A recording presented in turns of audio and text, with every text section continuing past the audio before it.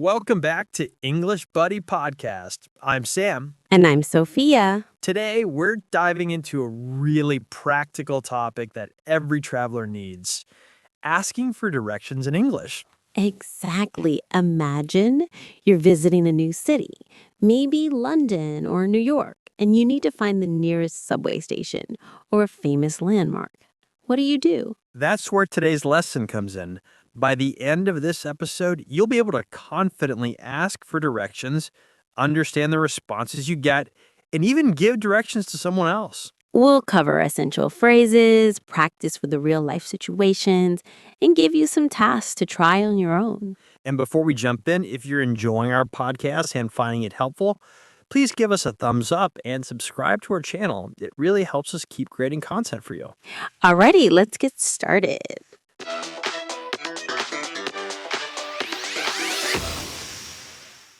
First things first, let's build your vocabulary toolkit. Sophia, what are some key phrases for asking for directions? Great question. The most common way to start is simply, excuse me, where is? For example, excuse me, where's the train station? Perfect.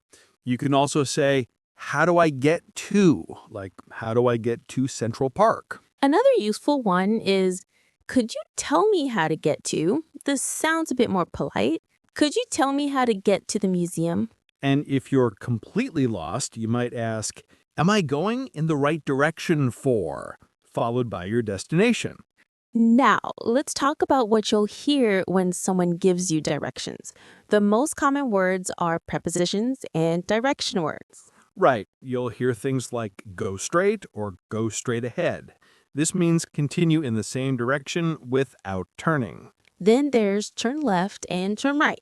Pretty straightforward, but super important. You might also hear at the corner or at the traffic light. These tell you where to turn. And don't forget cross the street or go across. This means to walk to the other side of the road. Here's a useful one. It's next to or it's opposite. These help you identify landmarks. The bank is next to the coffee shop, or the library is opposite the post office. You'll also hear distance phrases like, it's about 5 minutes away, or it's 2 blocks from here. A block is the distance between two streets in a city. So 2 blocks means you'll pass 2 intersections. Now, what if you don't understand the directions? You can say, could you repeat that, please? Or, I'm sorry, I didn't catch that. And here's a really helpful phrase. Could you show me on the map? If you have your phone with Google Maps, this can save you. Let's quickly review some more direction vocabulary. Go past me to continue beyond something. Go past the supermarket. Take the first second left or take the first second right. This tells you which turn to make when there are multiple streets. And finally, you can't miss it is a friendly way of saying it's very easy to find. Excellent. So to recap, start with polite phrases like, excuse me, where is, or how do I get to? Then listen for key words like straight, left, right, next to, and past. And don't be afraid to ask someone to repeat or show you on hat.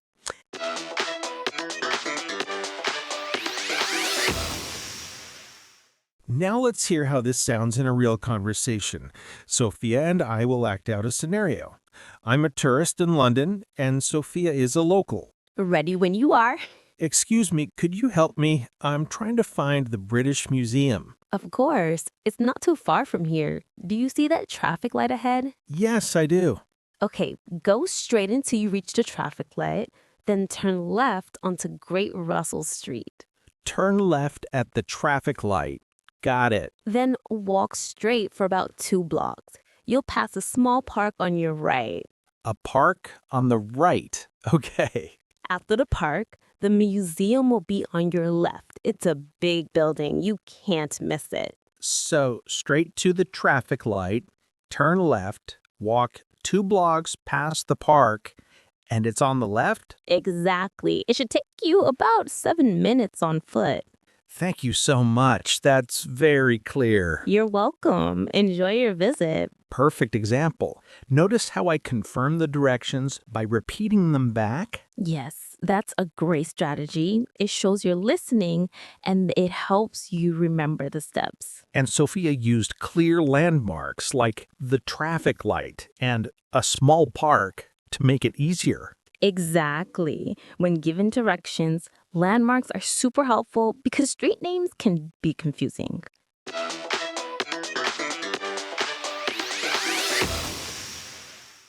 Now it's your turn to practice. We're going to give you 3 different scenarios.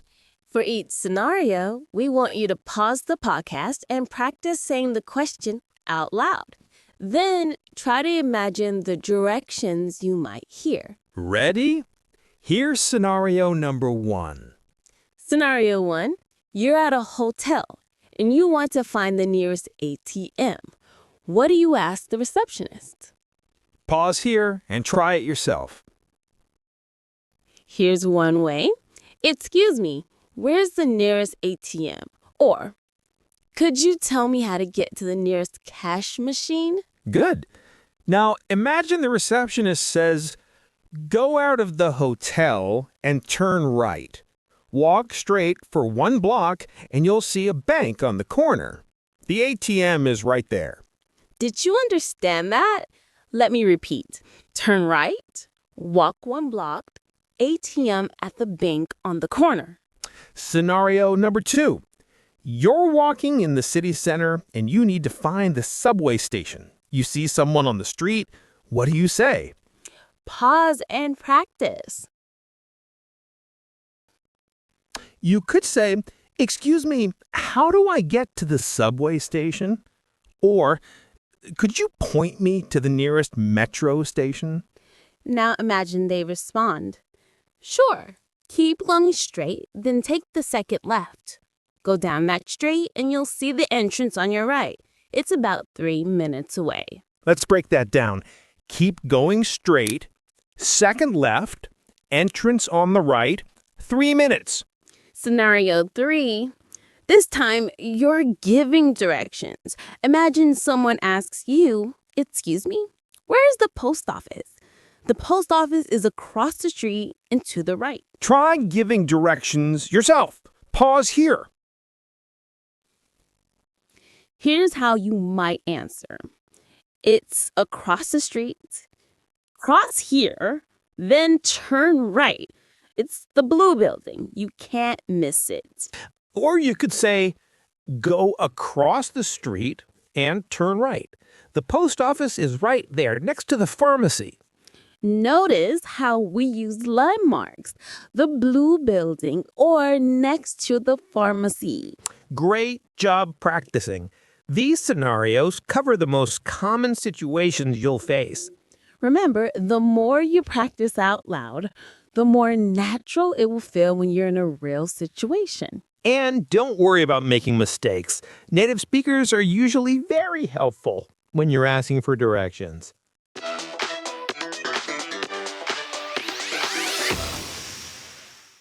Before we wrap up, let's reflect on what we've learned today. Can you remember 3 phrases for asking for directions? Think about it for a moment. We covered excuse me, where is, how do I get to, and could you tell me how to get to? And what about when you're listening to directions? What are some key words to listen for? The important ones are straight, left, right, past, next to, opposite, and numbers for blocks or minutes. Exactly. And here's a pro tip. Always confirm by repeating the directions back. This helps you remember and make sure you understood correctly. Another tip, don't be shy about asking someone to repeat or speak more slowly. You can say, "Could you speak a bit slower, please?" Or, "I'm sorry, could you say that again?" And if you have a smartphone, asking, "Could you show me on the map?" is totally normal and really helpful. Now, here's your homework. This week, try practicing these phrases even if you're in your own city. If you see a tourist looking lost, try helping them in English. Or use Google Maps to practice. Pick a random location and practice saying, "How do I get to?" with that location. Then read the directions out loud. The key is practice, practice, practice. The more you use these phrases, the more confident you'll become. And remember, making mistakes is totally okay. Communication is about connection, not perfection. Well said, Sam. So, to recap today's lesson, we learned how to politely ask for directions, understand common direction vocabulary, and even give directions to others. We hope this episode helps you navigate any English-speaking city with confidence. Thanks so much for listening to English Buddy Podcast. If you enjoyed today's episode, please like, subscribe, and share it with your friends who are learning English. And if you have any topics you'd like us to cover, leave a comment below. Until next time, keep practicing and stay curious. Happy travels, everyone. Bye.